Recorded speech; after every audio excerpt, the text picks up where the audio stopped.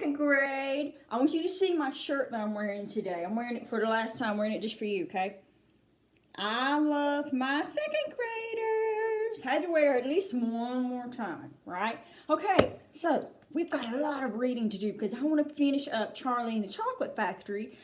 And we've still got a few chapters left. I am determined to get it done before the actual end of school. So, I want to do it in a couple of videos, okay? So I'm going to jump right into it. Chapter 23, Square Candies That Look Round. Everybody stopped and crowded at the door. The top half of the door was made of glass. Grandpa Joe lifted Charlie up so that he could get a better view, and looking in, Charlie saw a long table, and on the table were rows of small, white, square-shaped candies. The candies looked very much like square sugar lumps, except that each of them had a funny little pink face painted on one side. At the end of the table, a number of Oompa Loompas were busily painting more faces on more candies.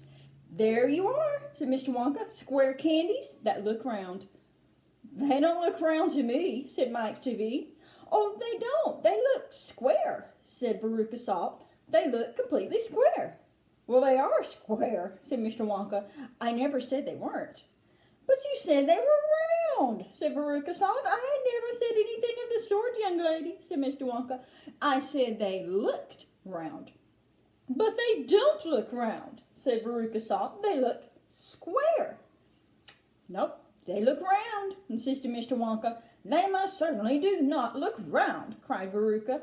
"Veruca, darling," said Mrs. Salt, "pay no attention to Mr. Wonka." "Fine, watch this," said Mr. Wonka. He took a key from his pocket and unlocked the door and flung it open. And suddenly, at the sound of the door opening, all the rows and rows of little square candies looked quickly round to see who was coming in the door. All of the tiny faces actually turned toward the door and stared at Mr. Wonka. "There you are," he cried triumphantly. "They're looking round. No argument about it. They are square candies that look round." "He's right," said Grandpa Joe. "All right, come on," to Mr. Wonka, starting off down the corridor again. "On we go. Mustn't dawdle." Chapter 24, Veruca in the Nut Room. I have to be honest, this is probably my favorite chapter. You'll find out why. Mr. Wonka rushed on down the corridor. "The Nut Room," it said on the next door they came to. "All right," said Mr. Wonka. "Stop here for a moment and catch your breath and take a peek through the glass panel on this door. But don't go in. Whatever you do, do not go in the nut room. If you do, you'll disturb the squirrels." "Squirrels?" shouted Veruca Salt as everyone crowded around the door. "Whoa," said Mike TV. It truly was an amazing sight. 100 squirrels were seated upon high stools around a large table. On the table there were mounds and mounds of walnuts, and the squirrels were all working away like mad, shelling the walnuts at a tremendous speed. "These squirrels are specially trained for getting the nuts out of walnut shells," Mr. Wonka explained. "But why use squirrels?" Mike TV asked. "Why not use Oompa Loompas?" "Good question," said Mr. Wonka. "The reason I use squirrels is because Oompa Loompas can't get walnuts out of walnut shells in one piece. They always break them in two. Nobody except squirrels can get walnuts whole out of walnut shells every time. It is extremely difficult. But in my factory, I insist upon using only whole walnuts. Therefore, I have to have squirrels to do the job. Aren't they wonderful, the way they get the walnuts out? See how they first tap each walnut with their knuckles to be sure it's not a bad one? If it's bad, it makes a hollow sound, and they don't even bother to open it. They just throw it on down the garbage chute. There, look, watch that squirrel nearest to us. I think he's got a bad one now." They watched the little squirrel as he tapped the walnut shell with his knuckles. He cocked his head to one side, listening intently. Then suddenly he threw the nut over his shoulder into a large hole in the floor. "Hey, Mummy," shouted Veruca Salt suddenly. "I've decided I want a squirrel. Get me one of those squirrels." "Don't be silly, sweetheart," said Mrs. Salt. "These all belong to Mr. Wonka." "I don't care about that," shouted Veruca.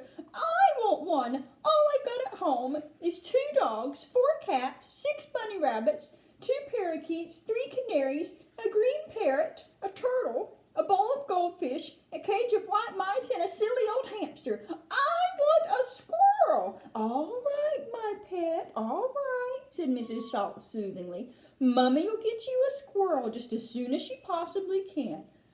I don't want any old squirrel, Veruca shouted. I want a trained one. At this point, Mr. Salt, Veruca's father, stepped forward. Very well, now, Wonka, he said importantly, taking out a wallet full of money. How much do you want for one of these crazy squirrels? Name your price, sir, name your price. Oh, they're not for sale, said Mr. Wonka. She can't have one. Who says I can't? Shouted Veruca. I'm going in to grab me a squirrel this very minute. Don't, said Mr. Wonka quickly, but he was too late. The girl had already thrown open the door and rushed in. The moment she entered the room, 100 squirrels stopped what they were doing and turned their heads and stared at her with their small, beady eyes. Veruca Salt stopped also and stared back at them. Then her gaze fell upon a pretty little squirrel sitting nearest to her at the end of the table. The squirrel was holding a walnut in its paws. All right, Veruca said, I'll have you. She reached out her hands to grab the squirrel, but as she did so, in that first split second when her hands started to go forward, there was a sudden flash of movement in the room like a flash of brown lightning, and every single squirrel around the table took a flying leap towards her and landed on her. 25 squirrels caught hold of her right arm and pinned it down to the floor. 25 more caught hold of her left arm and pinned that down. 25 caught hold of her right leg and anchored it to the ground, and 24 caught hold of her left leg.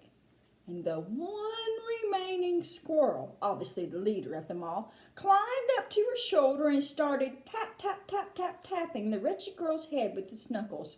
Save her, screamed Mrs. Salt. Veruca, come back. What are they doing to her? Said Mr. Wonka.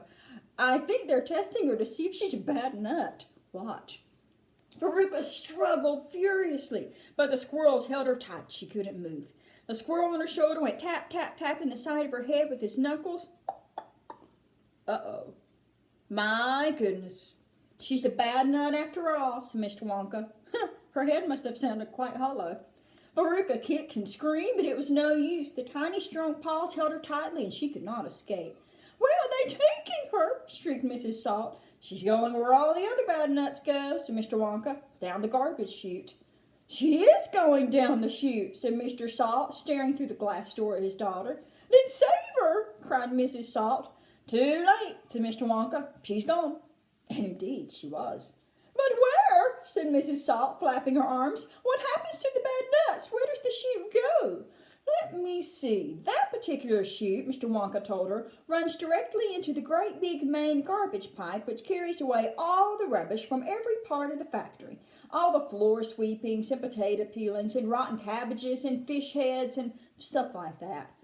Who eats fish and cabbage and potatoes in this factory, I'd like to know, said Mike Chivvy. I do, of course, said Mr. Wonka. You don't think I live on cocoa beans, do you? But where does that great big pipe go to in the end? Said Mrs. Salt. Oh, to the furnace, of course, Mr. Wonka said calmly. The incinerator.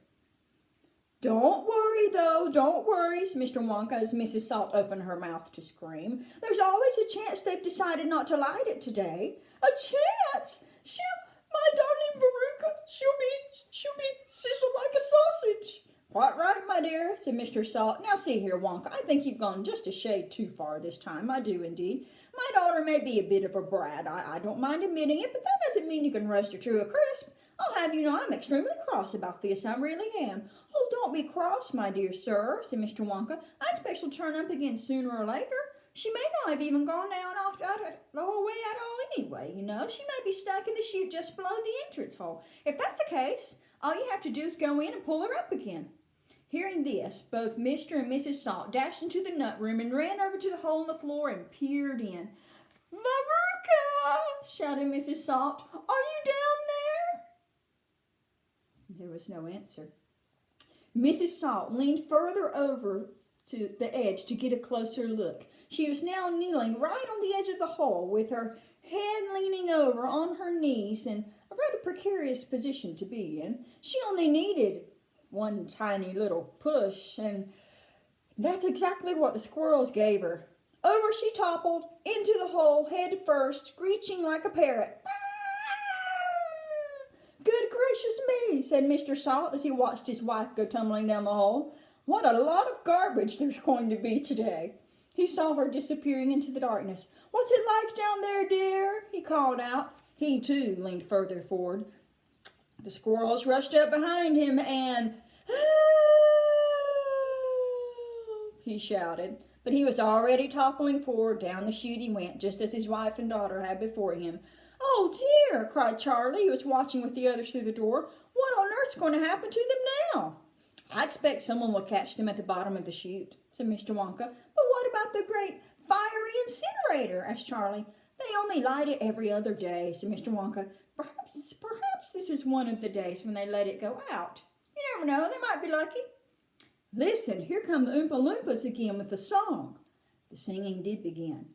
"Veruca Salt," sang the Oompa Loompas. "Veruca Salt, the little brute, has just gone down the garbage chute. And as we very rightly thought that in a case like this we ought to see the thing completely through, we polished off her parents too. But now, my dears, we think you might be wondering, is it really right that every single bit of blame and all the scolding and the shame should fall upon Veruca Salt? Is she the only one at fault? For though she's spoiled, and dreadfully so, a girl can't spoil herself, you know. Who spoiled her then? Ah, who indeed? Who pandered to her every need? Who turned her into such a brat?